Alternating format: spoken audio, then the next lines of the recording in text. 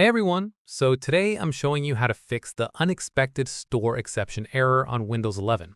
This blue screen error can be frustrating, but here's how to fix it. Let's get started. All right, first thing, press Control-Shift-Escape to open Task Manager. Then click on Run New Task. Click on Browse. Now navigate to This PC, then open your C drive. Open the Windows folder, then open System32. Okay, scroll down and find cmd.exe, select it, and click Open. Here's the thing.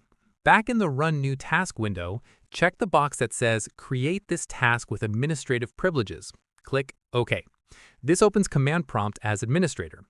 Type this command carefully, sfc/scan file c:\windows\system32 /ieframe.dll and press enter. Wait for it to finish.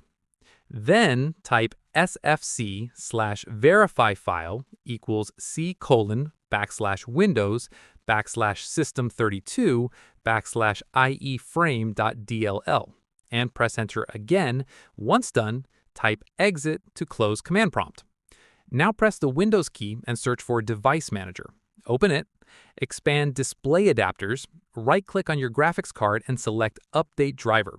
Choose Search automatically for drivers and let Windows find updates.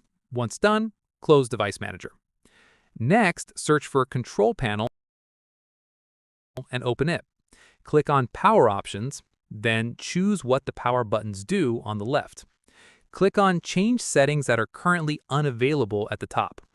Under Shutdown Settings, uncheck Turn on Fast Startup recommended.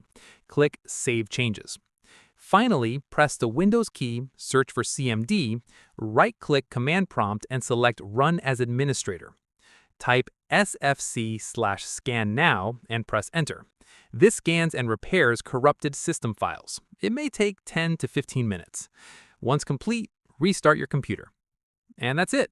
The unexpected store exception error should now be fixed.